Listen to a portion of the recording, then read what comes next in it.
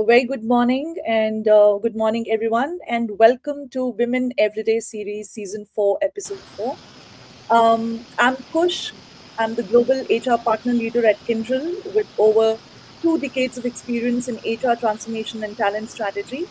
And it's my privilege to moderate today's conversation on a topic that absolutely goes beyond attrition to the long term strength that we would like to make in our business organizations for our leadership pipeline. With me, we have a very esteemed panel jury today with us, and I would like to really welcome. Um, Let me start my welcome, with Anil. Anil, um, yeah. So Anil, welcome. A very, very warm welcome to the series and the podcast today. And it's such a pleasure to have you with us. I'll give a very quick background and an intro of Anil. Anil is a chartered accountant who has built his career across leading global healthcare companies, including significant stints at Baxter International, Deloitte, before taking this on role. Anil has also been recognized as one of the India's top finance leaders, receiving the Thought Leaders of Finance Award, and he's being named among the top 10 CFOs for outstanding financial excellence. So I'm sure, Anil, we will hear from you a very powerful, C-suite lens on why losing women leaders impact far more than numbers. So really, really thank you to have you here with us.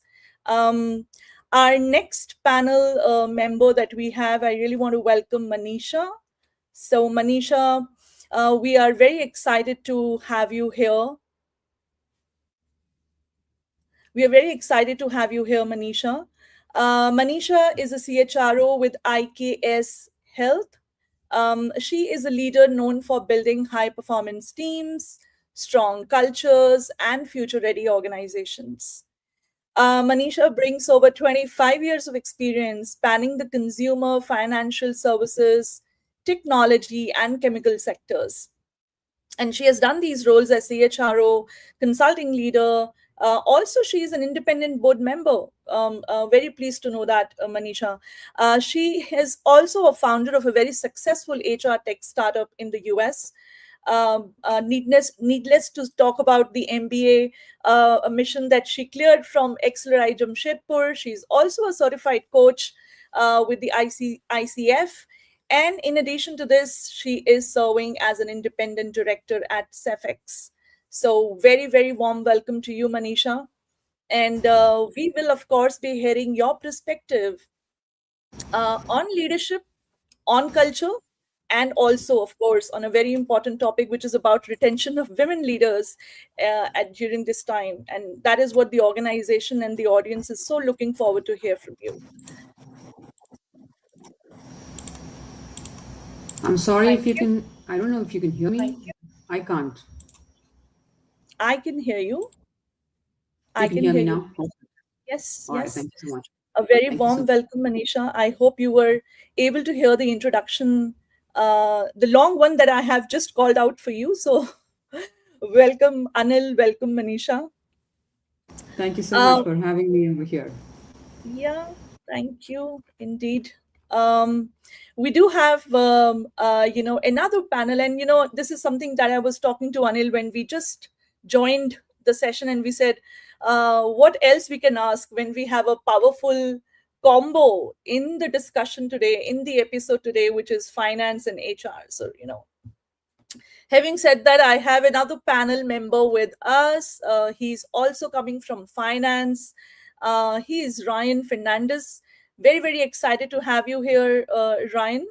Ryan is a seasoned finance professional with a strong track record in the consumer goods space. He's also a CA, CS, LLB, CFA, along with an executive program from IM Bangalore. He has been recognized as a CFO Next 100 winner for 2024, and he was honored with the ICAI 40 Under 40 CA Business Leader Award. So many congratulations for all the accolades. And you have previously held senior finance roles at Pyramil and Pidlite.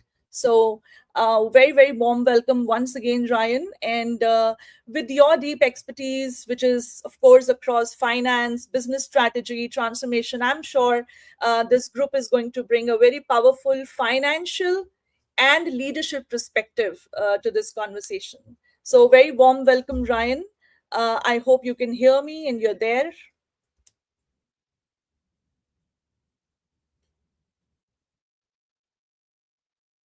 Okay. I have been, very privileged to announce another panel member with us. She also comes from the HR background.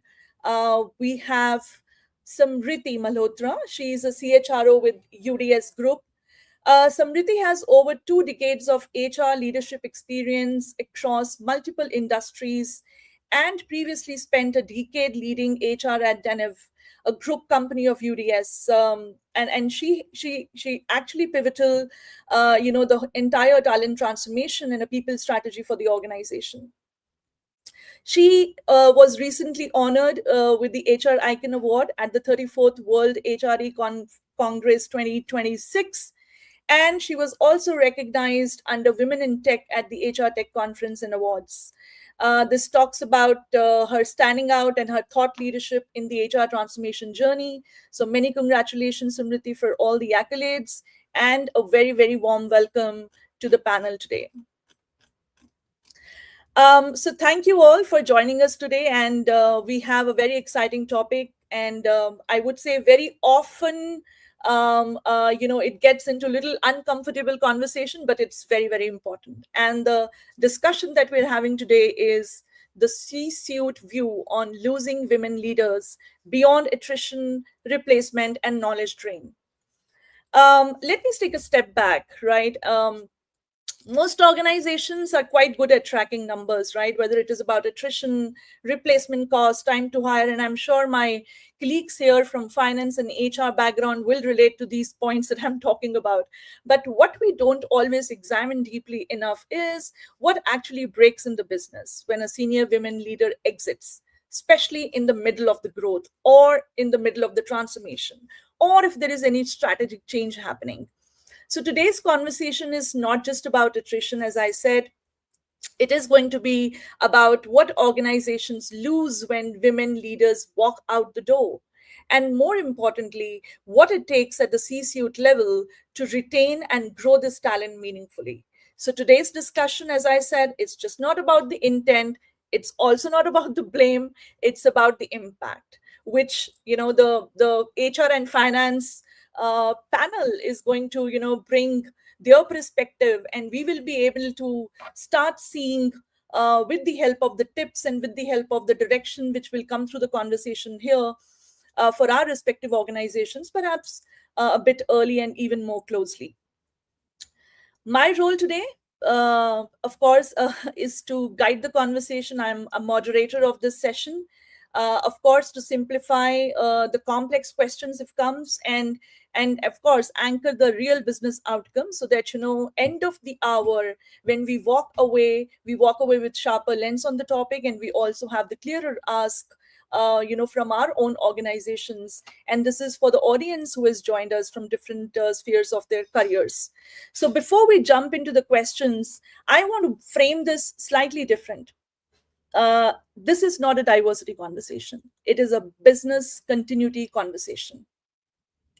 Because when a senior women leader exits, something breaks. And often we only realize it too late, right? So with that, let me start with Anil, yourself. And I have a question for you, right? And I want to say that, let's start with prevention rather than cure. And that's what is said. Often when a senior women leader exits, the instinct is to replace the role and move on. But in reality, the issue actually existed much earlier. So, Anil, from your lens, can you tell us what are the early financial or operational signals that tell you this is not a person problem, but a deeper systemic one?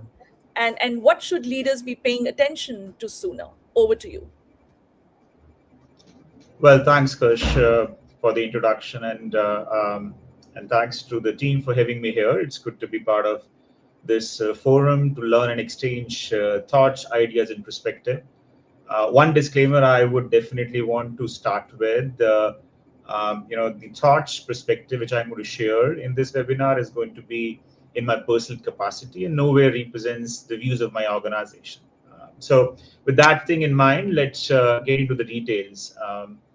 And Kush, you rightly said that there are signs which organization can get, which can tell you that look, there are the replacing talent won't fix the real issue.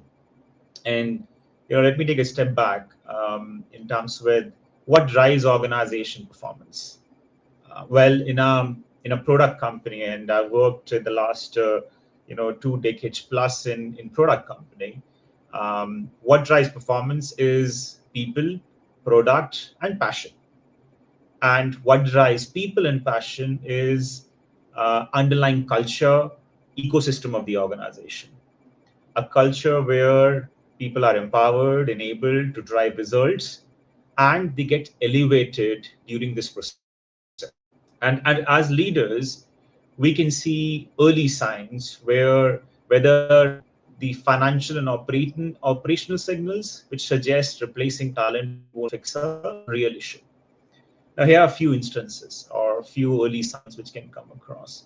When attrition is concentrated for a specific function, business, product type, specific business leader, specific geography, that is usually a system issue, not a talent issue. Another example of that would be is if there is hiring happening for the same position in 12 to 18 months. There have been a couple of instances like that. I think it's a strong signal for culture or a structural failure. There's something else which is not working well. It's not about the people, it's about the underlying systematic issue. And one of the things which often happens is like you may see that teams are doing really great in terms with their engagement score, their various form of KPIs which they have. But if you strongly track, and when I'm talking about this, I'm talking about diversity here. If you look into that, the women leader are scoring consistently less. I think that's also another sign that there's something else which is going on. So for leaders, we need to be vigilant for watching those invisible signs, where it's not about people only. It's about underlying issue which comes across. An organization can easily replace a commercial leader quickly, but Hmm.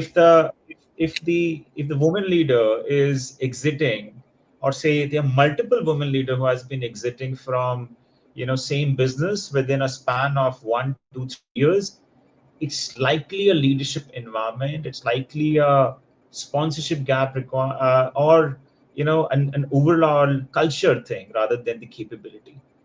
So to me, there are early signs which we as leadership need to be vigilant of, and which will help us to see the bigger picture rather than just talking about the talent only. Absolutely, absolutely, Anil. Very well said. Um, Empowerment, early signals, and you brought a very interesting point on culture, right? And culture is something that how can we not talk about culture when I'm talking to Manisha? Manisha, over to you now. My question will be, from a CHRO lens perspective, how much of women leadership attrition is truly driven by career growth opportunities versus some structural factors? It could be culture, and some of the points Anil was also bringing onto the table. It could be related to inclusivity, it could be related to psychological safety, and more importantly, our organizations sometimes misdiagnosing the problem. So what is your perspective on that? And or maybe where is the organization really typically missing the signal? If you can give the perspective from your lens. Over to you. Thank you so much. Thank you so much for the question. Um, I think I'm sort of blessed to be in a industry that favors women's participation a lot more than other industries. Globally, healthcare has a much higher participation of women, which is close to about 60 to 70%, based on a WHO survey. Even a LinkedIn survey recently also said the same thing. So to that extent, I think in healthcare, we don't have a challenge actually attracting women across the entire, life stage of the company. The second thing that's also important is that more women actually occupy senior level positions at the C-suite in healthcare as well. Globally, this is as high as about 48%. And, I can speak for IKS. We have a very healthy sort of a representation at our C-suite, where close to 45% of our C-suite participation is from women. So, for us, it hasn't been a challenge. And that's actually been to our advantage, to have all these perspectives to add to our business strategy and, in care enablement to our customers. The questions that you asked was more in terms of what can we possibly look at from a culture lens. I think there are things that obviously every organization does, and one of the things that we do find is that what women bring to the table is a large part of it is bringing in that whole innovation angle. And there's a McKinsey study as well that talks about how diversity matters even more. And companies with gender diverse leadership teams are 25% more likely to experience above average profitability. So that's really what driving several of the business cases in terms of why we need to have more women across the board.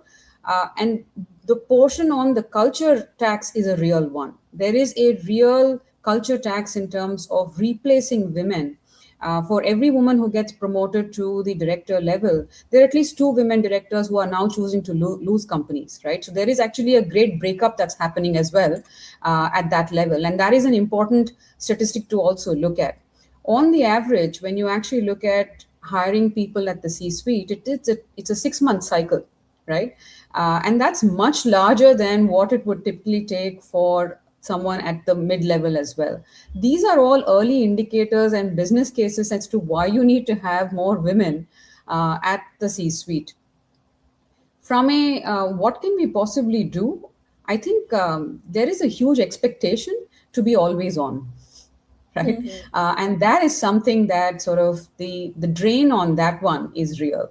I lose more people to the kitchen rather than losing people to my competition at this point in time. So if there is a way for us to actually sort of bridge that gap, that would be fantastic and welcome. Very nice. Thank you. And I'm sure many our listeners are seeing this play out in their own teams and in their own houses. So thank you, Manisha, for getting us the perspective on this one.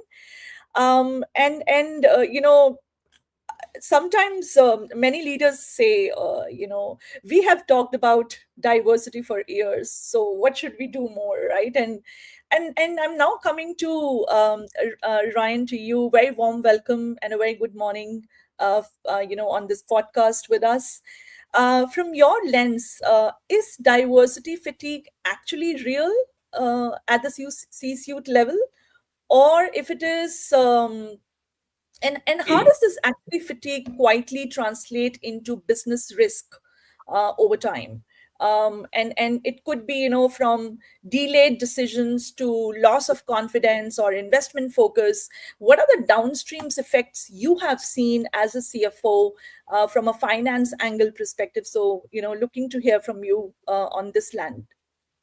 Yeah, sure. Okay. So thank you so much for welcoming me, Kush, and hello to all my other panelists.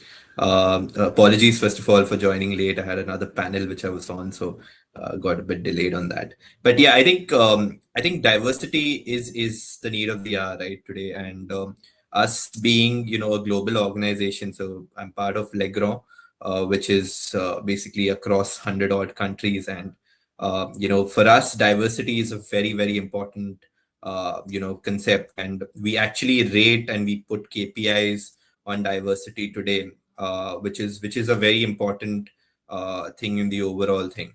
Now, when it comes to whether diversity fatigue is real, right? The truth is that losing a female candidate or losing a female employee at a certain level always has its cons to it, right? And we've seen it in terms of the overall thing.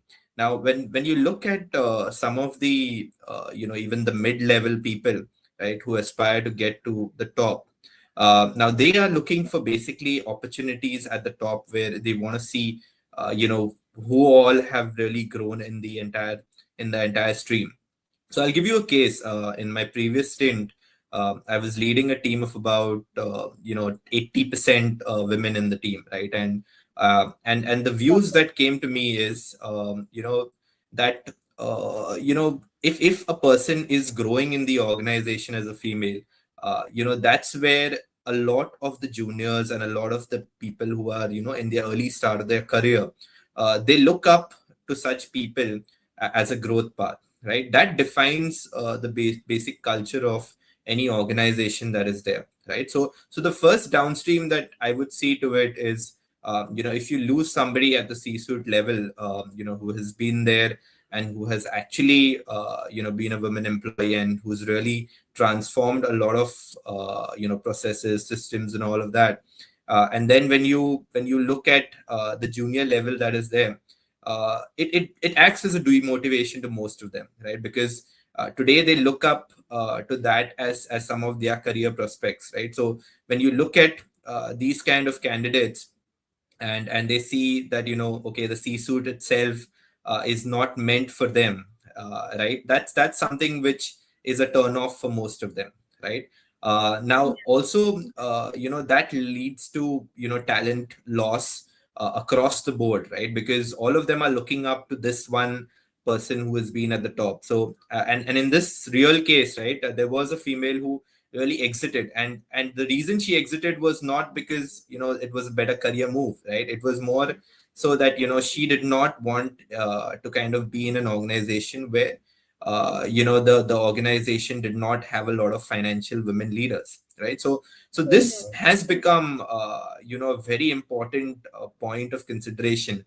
At Legrand, we kind of pay very special attention to this kind of a thing, right? Also having a right balance of both the genders also results in views from both the sides, right? And that's what you want on the entire panel, right? You do not just want one-sided views. You do not want people really just having one side of the story, right? So that's also something that is an added advantage on the overall basis.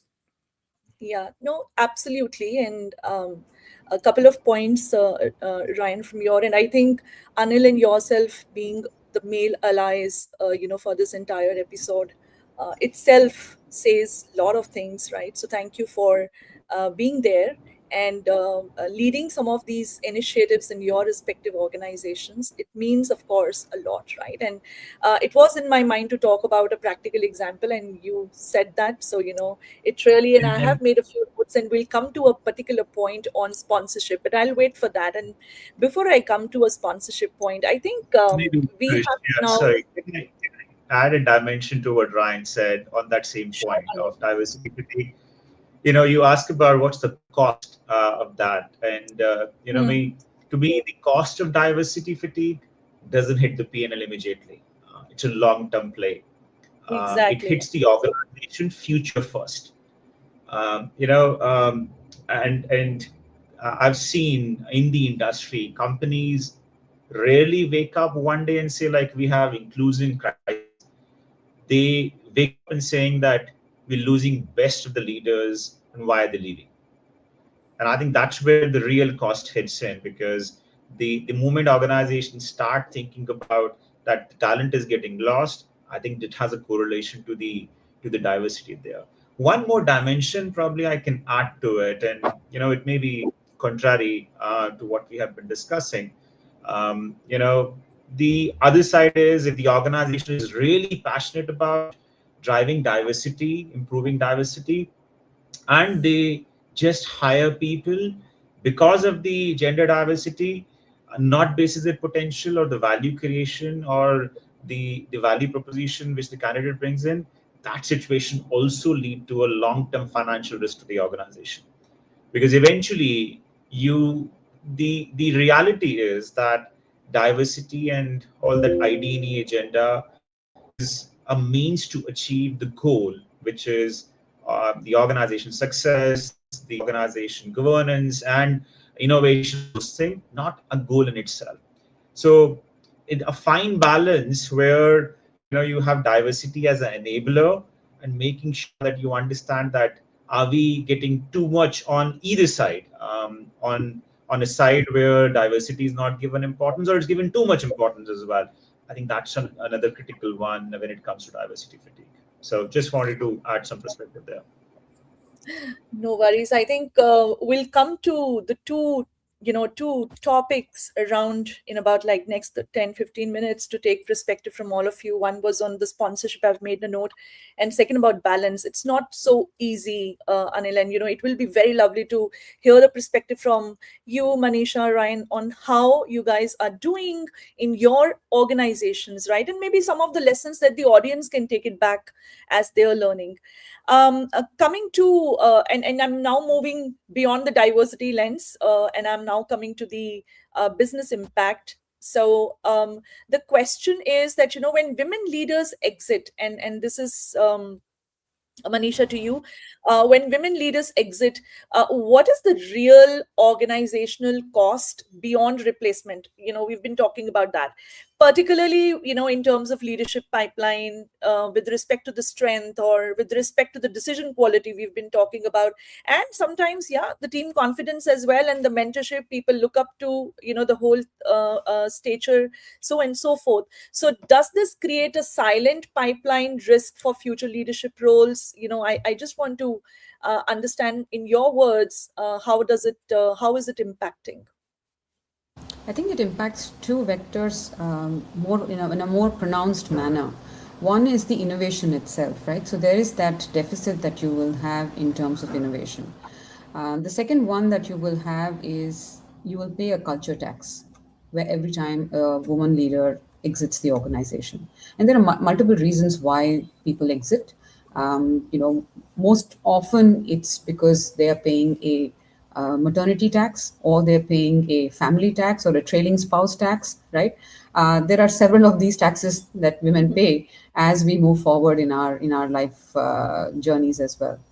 I think those are the two most visible impacts to an organization when a senior woman leaves. There is also the silent. There are a lot of people who are silent, who don't talk about it, who don't share when they don't find that there is maybe an employee resource group, or there is a community of people that they can actually share with and get. One is there is an entire way to build this excellence that all of us seek in our corporate journeys and in our purposes towards our customers, which is excellence, right? All of us are seeking excellence. But to that, I think what we've done is that we've added an element to say this is excellence with empathy, right? When senior leaders show a certain amount of vulnerability, when senior leaders come out and say there is a way that, we've been through this as well. We are standing on the shoulders of giants who came before us, and we are there trying to sponsor more women to come up the entire curve. And it's really especially pronounced at the middle level, where it's really sandwiched, right? At that stage, when you have a family, you have younger kids, you have older parents, and your familial pressures are really, really high. At that stage, if we are able to go ahead and extend a healthy hand or extend a hand to women at that stage to say, hang in there, here's some flexibility, take some time off, or if you need a sabbatical, take that sabbatical, work from home, take reduced working hours. And I'll give you a practical example. A very senior CXO leader recently shared on our internal conversation how she sort of stayed in the workforce by using several she had about multiple children, and she decided at each stage she would use a different kind of a career lever, We tend to think of careers as these very linear things. So you just stay in and you sort of grow all the way to the top. They are rarely that. They are actually zigzag paths, right? And we recognize that. Our entire endeavor is to say that how are we available for a woman who joins this organization at various stages in her career path and extend what is relevant to her at that stage, whether that's flexibility, whether that's time off, whether that is reduced work hours, whether that is a different form of engagement. All of those are just ways and means for us to make sure that we stay on, for the right talent in the organization. So those are some practical tips that I can offer. Lovely. Thank you, Manisha. And it's absolutely open to Ryan, you and Anil both. But just on what Manisha said, right? What happens to the sponsorship chains when women leaders like these leave? Have you experienced that in your organization? What's your, sort of 2 cents on this part?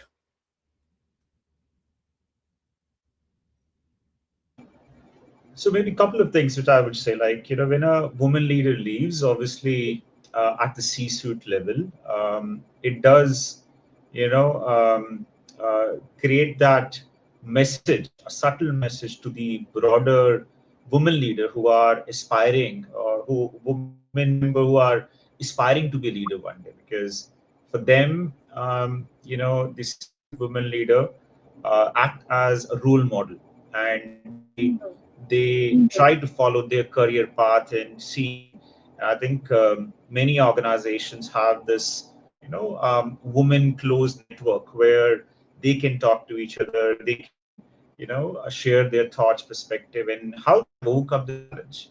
The fact in the leadership is that the leadership journey, which each one of us, irrespective of the gender, wants to do, somebody has been there, done that.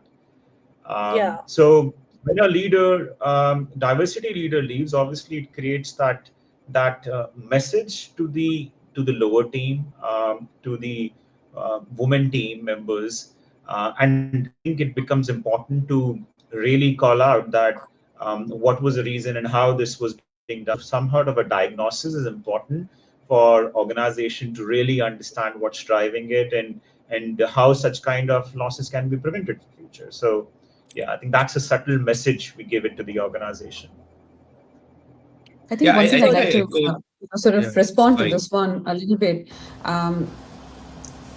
We don't categorize women as, or women and men as diversity hires or non-diversity hires. We have no quota, right? We are actually going for, when we recruit people who are the right people for that particular role. So there is no question of us having a quota that we're sort of managing to. We're fortunate that in healthcare there are a lot of women. This is a sector that's very welcoming to women. And so both in, whether you're looking at the physician side, the clinician side, the technology side, or whether it comes from the care enablement side, both the payer and the provider side, there are several women who are already here. So we don't need to really manage to a quota. And that I just wanted to react to that one point about it being a diversity hire. We are not diversity hires. We don't track that.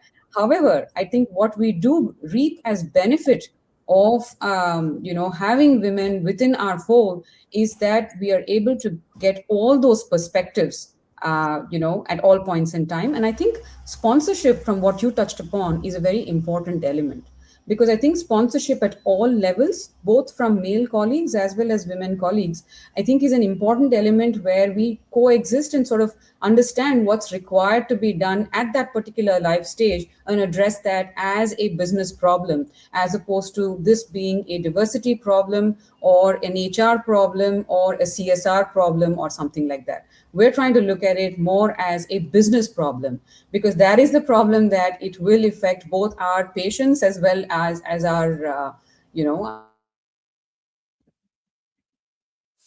No, I Yeah. think I agree to whatever they've said. I think it's very important to kind of make a candidate or an employee in the organization as a female feel that you've not done it by quota, right? You've not done it by there sheer being a diversity quota for that person. right? And there may be certain roles which obviously everyone would not be able to play, but it's important for the other colleagues to acknowledge that it's not a separate gender.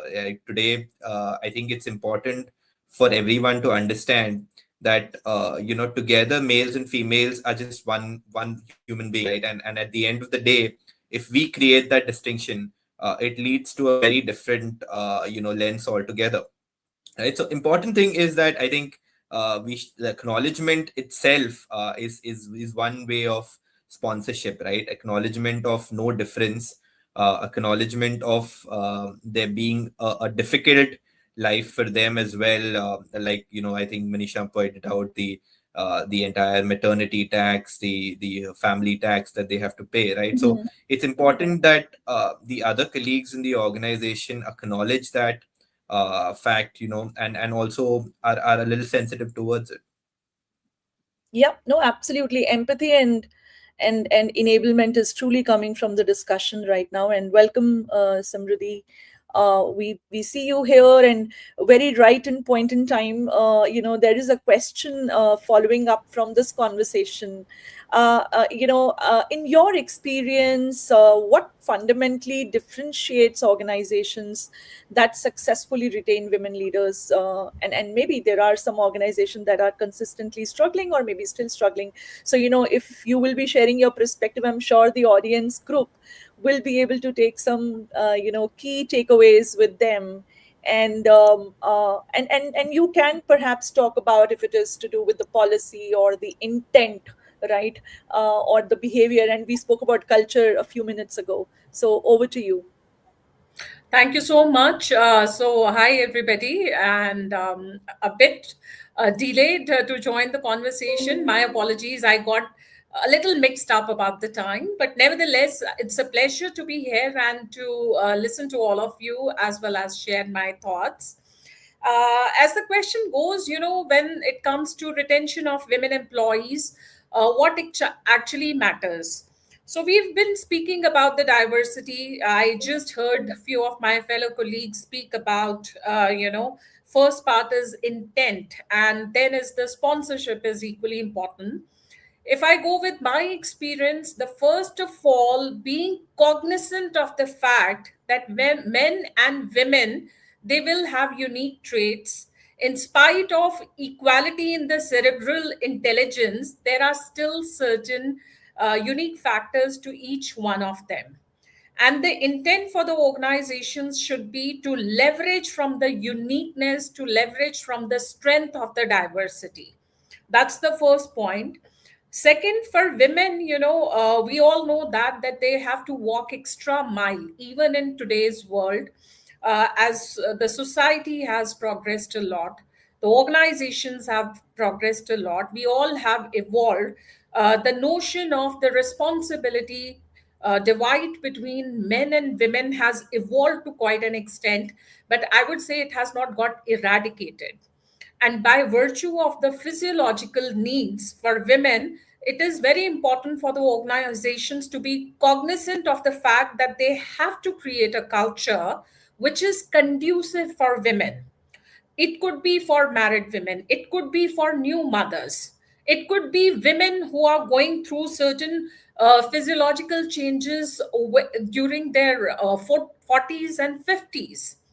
Once the organizations become cognizant to that, once the culture is such that you're not only looking at certain aspects of wellness, but you look at the holistic wellness of your people, and you're able to differentiate that what kind of comfort, what kind of support will be required for women to come and give their 100%, that so that there's some load that can be taken off their mind.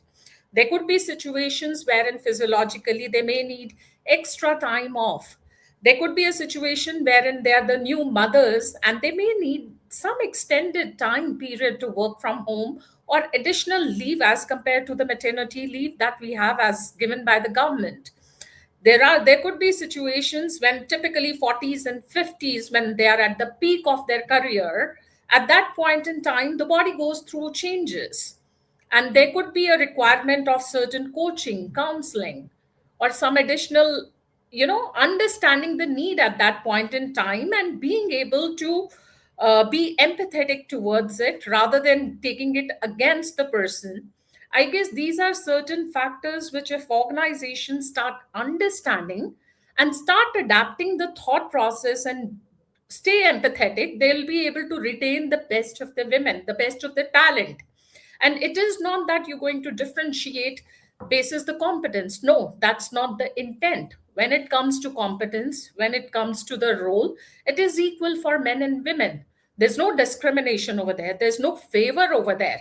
And you just don't fill up the women for the heck of filling up your diversity ratio. No, that's not where you compromise at all. But the only part of being cognizant is there's certain differences, there's certain milestones physiologically, and by virtue of the way nature has created a man and a woman, it could be different for both of them. And having said that, there could be certain other aspects with men also. So coming back, if the organizations are cognizant of that and they give that physiological, psychological safety net to women, I don't think women leave the jobs too easily. They stick pretty loyal to the organizations, and being called and being so as perfectionists, they continue to give their best. Yeah, so thanks for sharing your point of view. I think ultimately organizations don't succeed on representation alone, and we are not talking about one group versus other. It is also about performance. The question that are we creating conditions? Are we creating environment? Are we creating opportunities? Are we creating sponsorship? All of that we covered, and really thanks for sharing the perspective. And I'll now little bit move towards Anil. Anil, this is what I say, that RCA before replacement. Right now, I'm just giving you an imaginary situation. Let's imagine it's a boardroom rule. What if approving the budget to replace a senior women leader required a mandatory root cause analysis, even before the hiring approval was given? So one point that comes to my mind, and the question for you is, have you experienced that? What would would that change the quality of conversations? Or maybe we also spoke about accountability, we spoke about intent in the leadership teams, or the decisions that gets made in the organization. So what's your take on this?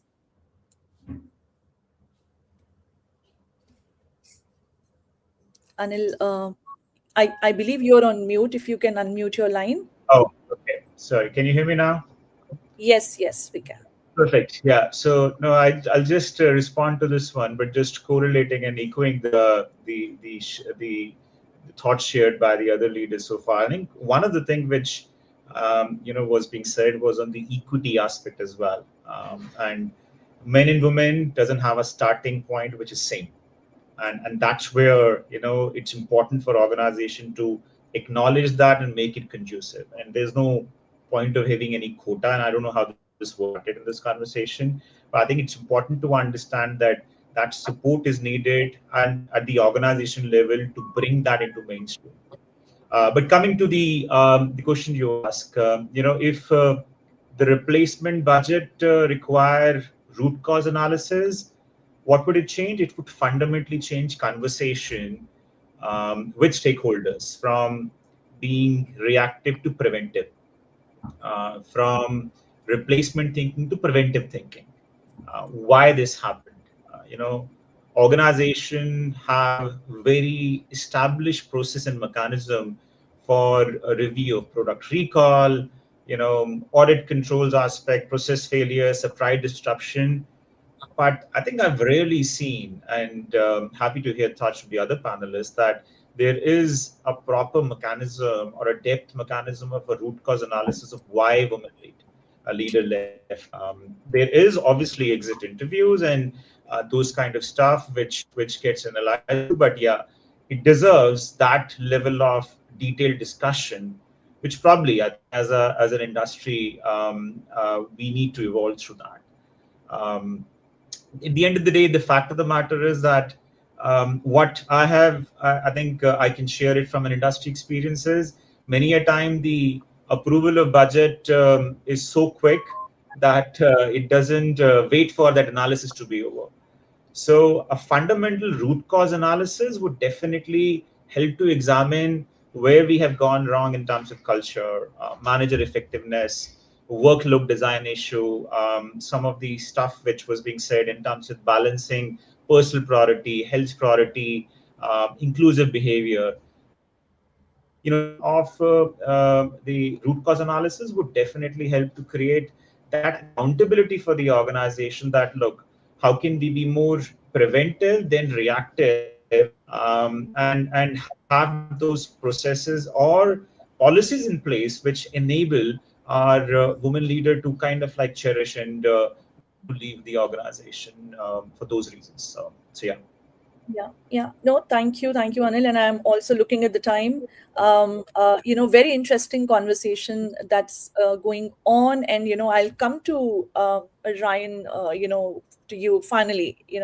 Uh, I'm just thinking, when a senior women leader exits in the middle of a transformation or a merger or whatever, strategic initiative program going on in the organization, and this is more from a cost perspective, what is the true cost in time, momentum and money, and our organization actually measuring this? Or maybe this gets into, as Anil was referring to, a reactive to prevention, and maybe we spoke about a few things in the root cause analysis, or is it something that we are discovering as after the damage is done? So what is your take on this? And then we'll see if we have a time, and then we have one more question for everybody. Yeah. Yeah, absolutely. I think when a senior women leader kind of leaves in the middle of a transformation, it sends out a signal, right? Now, I think most of the organizations follow a more reactive approach than a preventive approach, right? Because Yeah. all of them, do not believe that people would leave at that level, right? So the whole status quo maintenance is acting as something which will work against you, right? But when a C-suite leader, right, a women leader leaves in the middle of a transformation, it sends out a message that something was not right, right? Something did not fit the basket, right? A lot of the organizations, look at it from the lens of whether you would be able to get to that level, and a lot of the colleagues across the board also see at it as a competence level, right? Today, when you look at some of the colleagues that look up to that women leader, they would definitely get the demotivation from not looking at somebody who would succeed in the organization, right? I shared one example there. Most of the women leaders, and this is coming from a thought where in my previous organization I had a majority of females in the team, right? Many of them had this notion in their head, right, that the organization would not kind of get a C-suite leader at a very high level, as a senior leader, right? And that's something which is the mindset that has now been developed, right? Which is a bigger cost, right, to the organization, because one is when that is the mindset that is set across all female colleagues in the organization, it sends out a different signal to most of the external things, because today all of them would kind of be interacting with some of their friends, relatives, colleagues outside the board, right?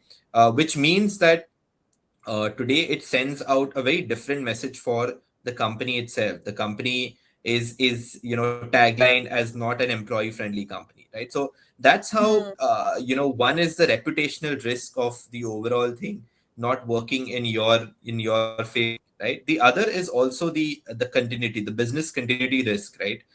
Because today when you look at the continuity, what the employee would face would kind of throw a very different sentiment to the entire thing.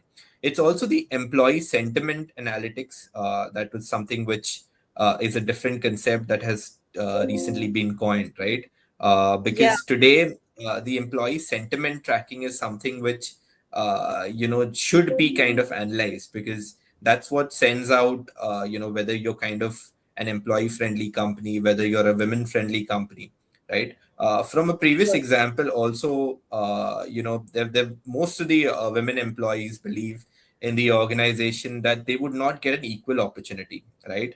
I had one person in my team in one of the previous roles, and she was amazing. I mean, in terms of some of the capabilities, some of the skill sets that she had was absolutely fantastic, right? And between her and me, there was another manager that was there, right? And this is actually a true example, right? And it always seemed like the female employee had a very good skill set, and she was better than her manager. But it always believed that the manager was always kind of picking on her to kind of say that she's not doing well, because she has her other family priorities, she wants to work from home, and those kind of things, right? So it's important that the organization assesses that at all levels, right? Because today, when you assess what's happening and what's the entire mindset of that female colleague, right, you would be able to kind of give the right impetus to the growth of that particular career person. Absolutely, absolutely. And we have a lot of questions pouring from the audience. But before we go to the questions, I just want to say that, what we have heard today is that it's a rare, it's usually the outcomes of signals that we miss. We spoke about in some of the conversations so far. Maybe the questions we don't ask or the systems we don't really challenge. And the cost isn't just replacement, it's a lost momentum, it's a weaker decisions, or it could be that strategic drift which comes. If there is one takeaway for leaders listening in today, it's this. One should track, of course, exits, which most of the organizations are doing, interrogate impact, replace roles but fix systems, right? That's very important. And treat leadership loss as a business risk, and it's just not the HR statistic. With that, I will now have a question, and the question I have it, Manisha, for you. What can organizations do to encourage and support the women to join back after long personal breaks, 4 to 5 years? And I know you spoke about this point earlier as well. Would you like to, reiterate and, give a couple of 2 cents from your end? I'll give you two examples actually. Sure. These are two live examples from our company itself. There's one senior woman who, women colleague who, at the C-suite, who decided to take a career break and then came back several years later. And today she's occupying a fabulous position and contributing at a level that almost seems to indicate that she never left, right? So that is one example. There's another example of another colleague in the US who sold her company twice, and just came back, got bored at home, and then came back and joined us and said, you know what, I like what you guys are doing, so let me be part of what you're doing. This is the mission that I want to be part of, right? Two women who came back one after a family, one after successfully sort of pursuing her entrepreneurial journey. I myself came back from my entrepreneurial journey to join IKS, right?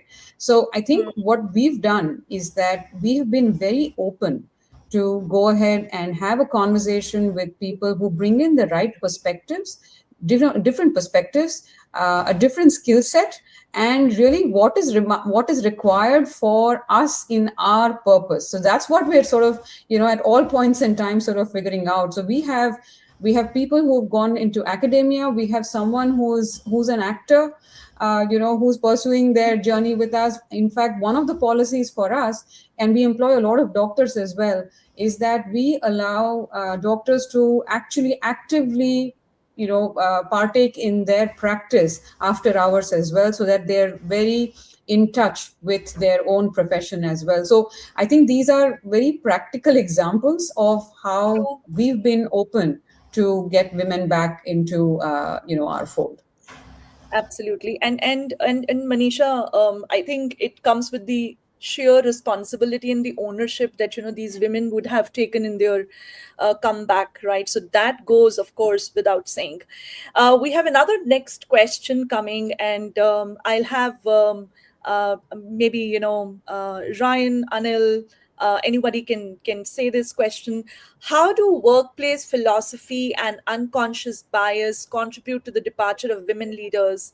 And what role should the C-suite play in addressing these? Maybe if you can give one perspective each, three of you will be good, looking at the time that we have. Anil, you want to go first, Ryan, and then... Yeah, I think to me, at the end of the day, it's about creating equal opportunity, which walks the talk from a C-suite perspective. That how you create that ecosystem environment for women leader to cherish and to grow in the organization, acknowledging the fact, as I said earlier as well, from an equity perspective, acknowledging the fact that starting point is not the same. And giving them enough opportunity to upskill, learn, contribute, and grow. I think that is what will help to drive this culture. Very powerful. Samriti, something from you. We just have about 4 minutes. Okay, so very quickly, I guess I echo with my colleagues' thoughts. It's the first level is equity, and equal opportunity is very, very important. And the second part is, I guess I would just like to dwell a little more that why when women leave, the organizations have to be cognizant into doing the root cause analysis, actually maintaining a good mix. And in case you foresee that number of women are leaving, there should be a proactive action on that. There should be a proactive measure rather than taking a post facto action. That also helps in, ensuring that women thrive in the conducive environment that the companies provide. Sure, certainly. Yeah. Thank you. And Ryan. Yeah, sure. So I think I'll just maybe explain it with the help of an example again. So I mean, recently we had kind of hire somebody in the manufacturing finance side of things. Now, by the nature of the role, the manufacturing role requires the candidate to kind of travel to manufacturing locations and for various audits and all of that, right? Now, the general mindset was, a female candidate traveling. Because usually these manufacturing locations are in the remote sectors, right? And the general mindset was that we cannot hire, a women leader in that kind of, because at some point in time that would also, lead to risk and, the various risks that are associated with the organization as well, right? But what we did was there was something different. What we did was, one was obviously we went ahead with the hiring because the candidate was capable enough and had the right skill sets for the role. The second is we also give a reassurance, right? When that person was kind of traveling to some of the locations, we ensured that there's a tracking mechanism in terms of wherever the candidate, wherever the employee is going. Ensured that the person is kind of accompanied by some of the male colleagues that are there to ensure the safety. So it's up to us how we kind of define those entire priorities and define those entire safety nets for them to make them feel a little more comfortable, right? So I think on the whole, if the organizations can create that kind of an atmosphere, I don't think that there's any they're not able to kind of service you. Cool. Thank you. I think we are up the time, and I really want to now thank all my panel colleagues who took their time out and have shared a very interesting perspective. And I'm sure the audience, no matter you are already doing it, and maybe there are certain tips that you may have received from Ryan, Samriti, Manisha, and Anil. I really want to thank once again for your time with us. With that, we'll come to the close of the session. Thank you so much for your participation, and we look forward to interact more times in the coming days. Thank you. Thank you so much. It's been a pleasure to participate in this. Thank you, everybody. Good day. Thank you, everybody. Thank you. Bye-bye. Thank you for having me. Thank you. Thank you. Thank you.